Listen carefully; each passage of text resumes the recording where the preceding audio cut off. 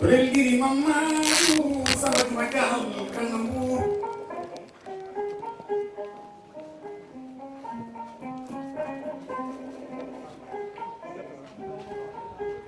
Rele mala yo sambu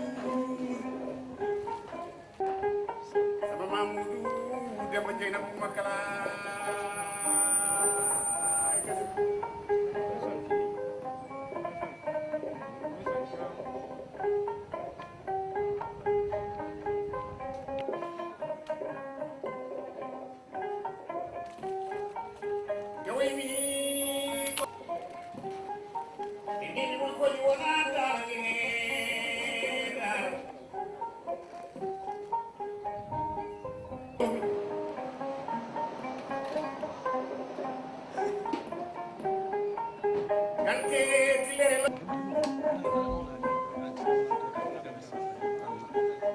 Relgiri mamadu sabat magal kanambu C'est la famille.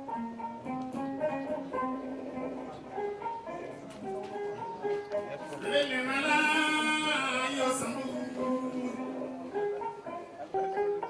Saba mamudu demba jeyna makala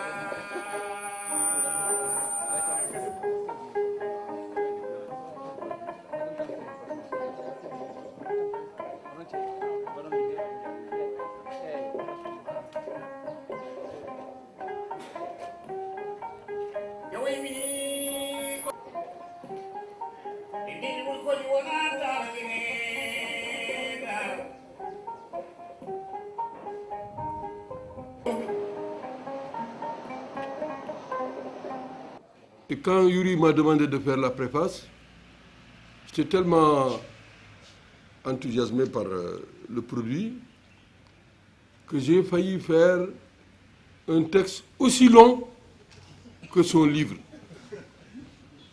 Alors je lui dis, Yuri, moi je ne peux pas savoir exactement ce qui t'intéresse, je te donne le choix. Tu vas faire des coupes et puis tu vas prendre ça. Donc ce que vous voyez là, c'est lui qui a choisi ce qui doit figurer. Ça c'est le deuxième aveu. Maintenant, pour la suite, j'ai dit dans la préface que ce travail a un triple intérêt pour moi. D'abord, elle contribue à renforcer une dynamique en cours, le projet d'histoire générale du Sénégal sous la direction du professeur Iba Der Thiam. Professeur Iba Der Thiam, qui m'a fait l'honneur également de me prendre à ses côtés pour être son adjoint dans cette entreprise avec Madame Rokhaya Fall, donc pour soutenir effectivement l'équipe. Que le produit que Yuri nous livre aujourd'hui nous aide parce que il faut, et on a eu des débats très complexes pour savoir est-ce que c'est le travail seulement des historiens des métiers ou est-ce que d'autres collègues doivent venir apporter leur contribution. Et Yuri a démontré, parce que lui c'est un professeur de mathématiques, et un professeur de mathématiques qui nous offre ce produit. Et je suis très content parce que c'est le professeur Cheikh Anta Diop, on en a parlé tout à l'heure. Cheikh Anta me disait dans son bureau que l'histoire, ce n'est pas seulement l'affaire des historiens. Et que l'histoire doit être enseignée dans toutes les facultés, dans tous les départements à l'université. Ça, c'était le point de vue de Cheikh Anta Diop. Il me l'a répété et je suis sûr qu'il a dit cela à d'autres personnes. Alors, donc, cette production de Yuri illustre une des vocations des universités, celle d'être un lieu de partage, d'échange. Le produit est révélateur de la multidisciplinarité de véritables universitaires qui doivent allier sciences théoriques et pratiques, sciences dites exactes, sciences naturelles, physiques, médicales, sciences environnementales, agricoles, sciences dites humaines, littéraires, sciences musicales, juridiques, etc., sciences politiques, sciences économiques, sciences anthropologiques, religieuses, sociologiques, sciences de l'information, de la communication, sciences de la médiation, sciences de la gouvernance. C'est ça une véritable université. Et j'en profite pour dire que Cheikh Anta et Senghor, puisqu'on en parlait tout à l'heure de grandes figures, ont eu des points de vue très intéressants sur ces questions. Je signale en parenthèse, M. Ball, que dans le dernier ouvrage de Cheikh Anta, Civilisation ou barbarie, Cheikh Anta a émis quelques hypothèses sur l'origine du nom Ball. Je serais très curieux d'avoir votre point de vue, parce qu'il a posé un certain nombre de problèmes, justement, en liant la préhistoire, l'histoire moderne et contemporaine. Donc, je crois que c'est bien qu'on voit son point de vue. Mais je reviens à la question des universités. Le président Senghor, en voulant créer l'université où tu exerces aujourd'hui, en ce moment, moi, j'étais étudiant. En 1975, Senghor voulait d'abord envoyer là-bas les enseignants de la faculté de lettres et sciences humaines et les enseignants des sciences juridiques et politiques, parce qu'il pensait que ce qui créait le plus de troubles à l'université, c'était ces gens-là, et que Dakar, il fallait réserver ça à la médecine et aux sciences dites exactes. Heureusement qu'il a évolué, il a changé de position, et puis les enseignants ont résisté. Les professeurs qu'ils étaient et les enseignants ont formé un bloc, et le président Abdou Diouf a ouvert l'UGB comme une université normale avec ses facultés, les sciences dites exactes et les sciences dites humaines. Donc Yuri est vraiment l'exemple type de ce qu'il faut dans nos universités. Ça, c'est donc une des raisons. La deuxième raison, c'est que le produit est d'une grande utilité. La figure choisie par Mamadou Yuri est à la fois un érudit, un visionnaire, un stratège et un tacticien. Parce que, sur ce plan-là, le choix est très intéressant. Et la première fois, moi, que je me suis intéressé au personnage, fut une réflexion sur l'histoire de la démocratie au Sénégal. Et en lisant les contributions du président Mamadou Dia, c'est la première fois que j'ai vu une réflexion systématique sur la démocratie au Sénégal, la révolution au Fouta. C'est à ce moment que j'ai commencé, moi, à lire beaucoup plus attentivement. Pour dire donc que le lutte historique, professeur, l'avènement de l'islam doit être considéré comme une grande rupture dans l'histoire de l'humanité. Ça, c'est pas moi qui le dis d'ailleurs. Hein. Dans l'histoire générale de l'Afrique, le professeur Ibader est un des rédacteurs.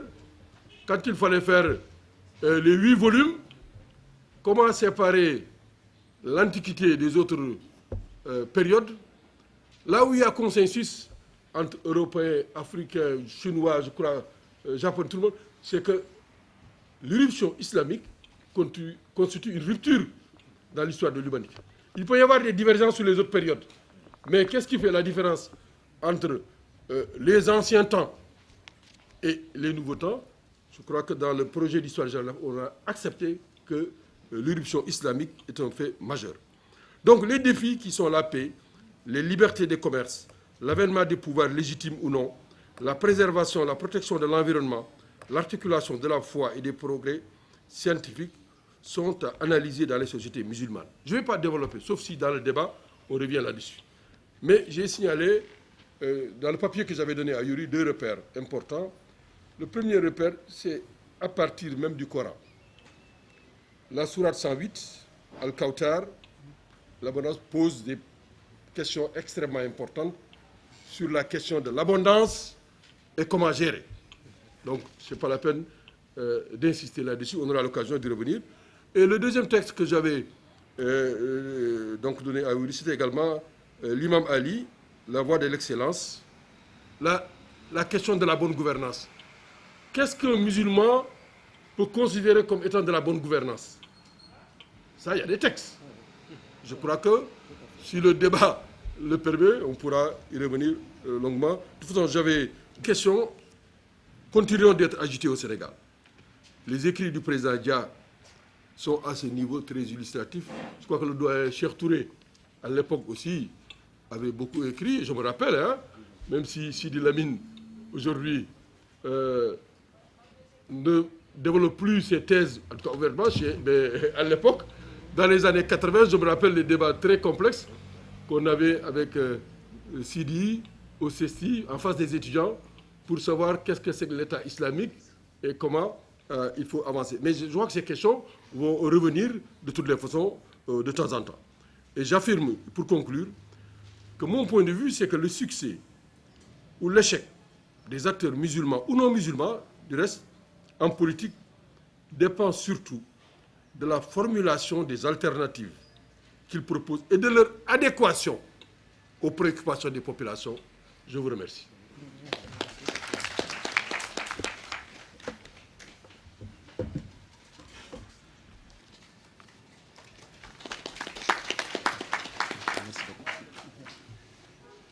L'auteur, comme un universitaire complet, un chercheur sémillant, productif, curieux de tout ce qui concerne la science, doté par Dieu de qualités exceptionnelles, puisqu'il est polyglotte, versé aussi bien dans les sciences arabo-islamiques que dans la langue française, maîtrisant le pulaar et le wolof, connaissant de manière exhaustive la culture africaine et animé surtout d'un patriotisme élevé, d'un amour passionné pour notre continent et d'un esprit d'ouverture, de dialogue et de quête permanente du savoir.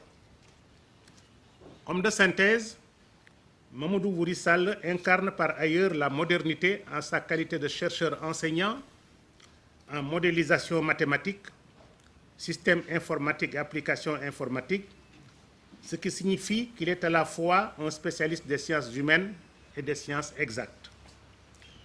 Il participe activement à la rédaction de l'histoire générale du Sénégal des origines à nos jours, au sein d'équipes scientifiques qui apprécient toute sa vaste culture et son sens des relations humaines. Lorsqu'un savant de cette dimension s'intéresse à une figure historique de la dimension exceptionnelle dont la saga a marqué l'histoire du monde noir d'une pierre indélébile, le résultat d'une telle rencontre ne peut être qu'une œuvre de haute facture et une contribution éminente à la glorieuse histoire du peuple foutanké, à celle de la Sénégambie tout entière et à celle de tout le monde noir. Originaire lui-même des Dara, Mamadou Wuri Sall a été formaté dans ces écoles traditionnelles de notre sous-région selon les principes d'éducation et de formation qui lui ont permis d'acquérir non seulement le savoir, mais aussi le savoir-faire, le savoir-être, le savoir-vivre, le savoir communiquer, qui permettait à ces structures d'éducation traditionnelles de fabriquer des sujets formés et informés, enracinés dans leur milieu, revêtus des qualités morales et des comportements sociaux indispensables à la vie en société, éveillés à une morale du devoir et à une philosophie de l'action, des ouvriers du développement capables de combiner la théorie et la pratique, la réflexion et l'action, le conceptuel et l'opérationnel. Ce sont les Dara qui ont permis à notre société de résister victorieusement au processus d'occupation territoriale, de domination politique, d'exploitation économique et d'aliénation culturelle que le colonisateur avait mis en place.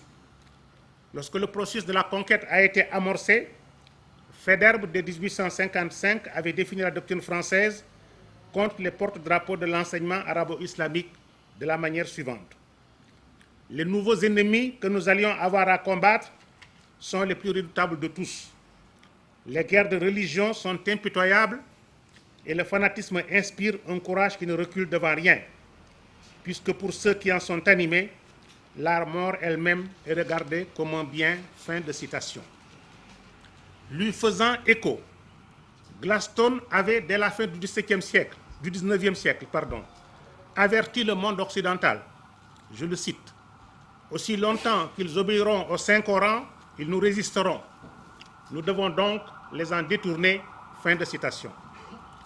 Si bien qu'Omar Ba, conservateur des archives, après avoir travaillé 48 années successives sur les relations entre l'islam et le colonisateur, avoir eu entre les mains des milliers de dossiers, n'a pu s'empêcher d'écrire dans sa petite histoire du Sénégal au jour le jour que, si paradoxal que cela puisse être, l'ennemi n'était plus le Ceddo, buveur d'alcool, je cite, et provocateur de désordre, de violence et d'instabilité, Mais le marabout, défenseur des valeurs morales, religieuses et ethniques, dont il fallait faire table rase avant d'asseoir l'ordre nouveau.